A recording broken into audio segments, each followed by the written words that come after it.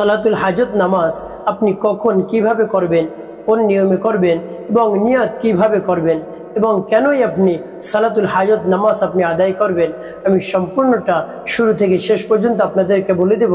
এবং সালাতুল হাজত নামাজ শেষ করে আপনি মোনাজাত কেমন করে করবেন, মোনাজাতের মধ্যে কোন দোয়াটি পাঠ করলে মহান রব্বুল আলামিন আপনার দোয়ার সাথে সাথে কবুল করে নেন, আল্লাহ রব্বুল আলামিন আপনার দোয়া ফেরত দেন না, সেই মূল্যবান দোয়াটিও আপনাদেরকে আমি বলে দেব। তো সম্মানিত আমার মা বোনেরা, আমার মুসলিম ভাইয়েরা, দুনিয়াতে এমন মানুষ আপনি খুঁজে পাবেন না যার কোনো কিছু প্রয়োজন নেই। সকলেরই সকল হাজত রয়েছে, সকল ইচ্ছা রয়েছে, সকল মনের বাসনা রয়েছে, তো সকলের কামনা রয়েছে, সকলের নেক ইচ্ছা রয়েছে।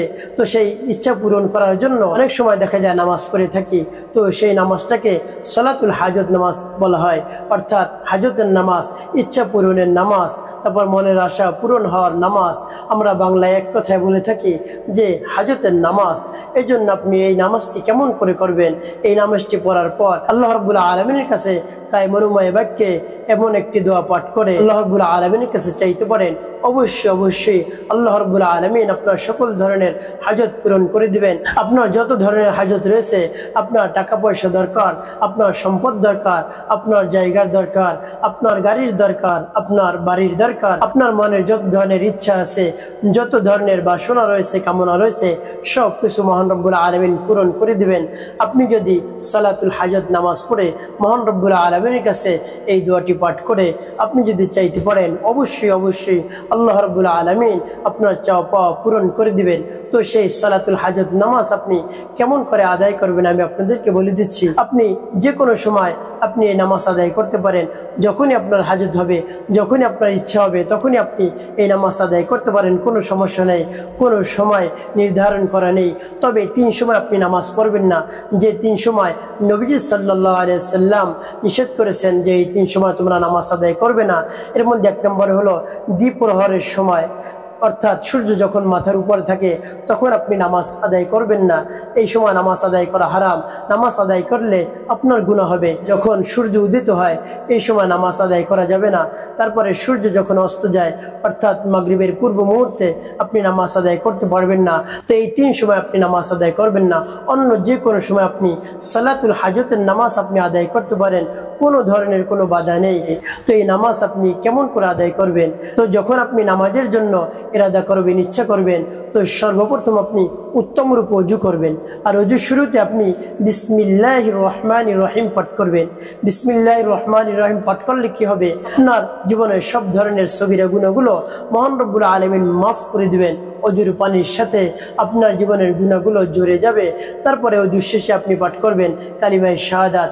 কালিমায়ে শাহাদাত পাঠ করলে মহান রব্বুল আলামিন আপনার জন্য জান্নাতের 8টি দরজা খুলে দেন। সুবহানাল্লাহি ওয়া বিহামদি। এজন্য আপনি ওযুর শুরুতে বিসমিল্লাহ এবং ওযুর শেষে কালিমায়ে শাহাদাত অবশ্যই পাঠ করবেন। যখন আপনার এভাবে উত্তম রূপে ওযু করা শেষ হবে, তারপরে আপনি পবিত্র একটি স্থানে দাঁড়াবেন, নামাজের মুসাল্লা আপনি দাঁড়াবেন। দাঁড়িয়ে আপনি নিয়ত করবেন, হে আল্লাহ, আমি আপনার সন্তুষ্টির উদ্দেশ্যে 2 রাকাত সালাতুল হাজতের নামাজ কিবলামুখী হয়ে আমি আদায় করতেছি, আল্লাহু আকবার। এভাবে আপনি আল্লাহু আকবার বলে হাত বাঁধবেন।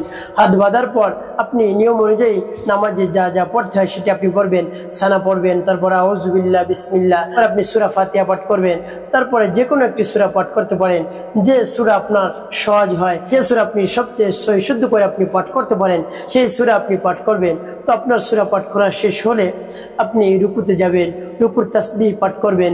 রুকুর তাসবিহ পাঠ করে সামি আল্লাহু লিমান হামিদা রব্বানা লাকাল হামদ বলে দাঁড়িয়ে যাবেন। তারপর আপনি আল্লাহু আকবার বলে সিজদায় যাবেন। সিজদায় গিয়ে সিজদার তাসবিহ পাঠ করবেন। সিজদার তাসবিহ যখন পাঠ করা হয়ে যাবে, তারপর আপনি আল্লাহু আকবার বলে উঠে বসে আবার 2 সিজদার মাঝখানে একটি দোয়া পাঠ করবেন, আল্লাহুম্মা হদিনি ওয়া আফিনি ওয়ারযুকনি। এভাবে আপনি এই দোয়াটি পাঠ করবেন। তারপরে আপনি আল্লাহু আকবার বলে আরও একটি সিজদা করবেন। তো সেই সিজদার তাসবিহ পাঠ করে আপনি আল্লাহু আকবার বলে সোজা দাঁড়িয়ে যাবেন দ্বিতীয় রাকাতের জন্য। তো দ্বিতীয় রাকাত আপনি এভাবে আদায় করে আপনি রুকু করবেন, সিজদা করবেন, তারপরে আপনি বসবেন। বসার পরে আত্তাহিয়াতু, দুরূদ শরীফ, দোয়া মাসুরা পাঠ করে আপনি সালাম ফিরাবেন, আসসালামু আলাইকুম ওয়া রাহমাতুল্লাহ। আসসালামু আলাইকুম ওয়া রাহমাতুল্লাহ। এভাবে যখন আপনার নামাজ সম্পূর্ণ হয়ে যাবে, আপনি 2 রাকাত 4 রাকাত যে ক রাকাত আপনার মন চায় আপনি আদায় করতে পারেন। তো আপনার যখন নামাজ শেষ হবে তখন আপনি আল্লাহ রাব্বুল আলামিনের কাছে কায়মন উবাই বাক্যে মোনাজাত করবেন এবং মোনাজাতের মধ্যে আল্লাহ রাব্বুল আলামিনের কাছে আপনার যত ধরনের চাওয়া পাওয়া রয়েছে, যত ধরনের হাজত রয়েছে আপনি আল্লাহ রাব্বুল আলামিনের কাছে বলবেন।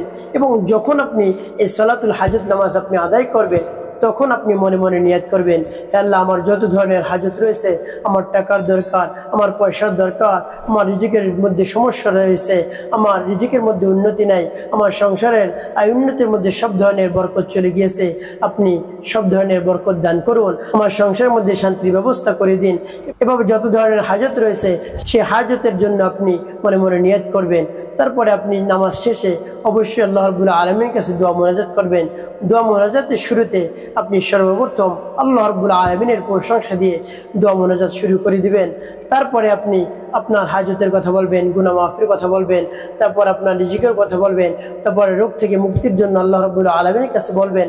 তারপরে আল্লাহ রাব্বুল আলামিনের কাছে একটি দোয়া পাঠ করবেন। দোয়াটি পাঠ করার সাথে সাথে মহান রব্বুল আলামিন আপনার দোয়া কবুল করে নেবেন। সেই দোয়াটি হলো, আল্লাহুম্মা ইন্নী আসআলুকা বিআন্না লাকাল হামদা লা ইলাহা ইল্লা আনতাল হান্নানুল মান্নান বাদিউস সামাওয়াতি ওয়াল আরদ ইয়া যাল জালালি ওয়াল ইকরাম ইয়া হাইয়্যু ইয়া কাইয়্যুম ইয়া হাইয়্যু ইয়া কাইয়্যুম। আল্লাহুম্মা ইন্নী আসআলুকা বিআন্না লাকাল হামদা লা ইলাহা ইল্লা আনতাল হান্নানুল মান্নান বাদিউস সামাওয়াতি ওয়াল আরদ ইয়া যাল জালালি ওয়াল ইকরাম ইয়া হাইয়্যু ইয়া কাইয়্যুম ইয়া হাইয়্যু ইয়া কাইয়্যুম। এভাবে এই দোয়াটি পাঠ করে আপনি মোনাজাত শেষ করবেন। সুবহানা রাব্বিকা রাব্বিল ইজ্জাতি আম্মা ইয়াসিফুন ওয়া সালামুন আলাল মুরসালিন আলহামদুলিল্লাহি রাব্বিল আলামিন। তারপরে আপনি এভাবে মোনাজাত শেষ করে দিবেন। আল্লাহ রাব্বুল আলামিনের কাছে আপনার সব হাজতের কথা বলে এভাবে আপনি মোনাজাত শেষ করবেন। তো আল্লাহ রাব্বুল আলামিন অবশ্যই আপনার সব ধরনের মনের ইচ্ছা বাসনা কামনা পূরণ করে দিবেন।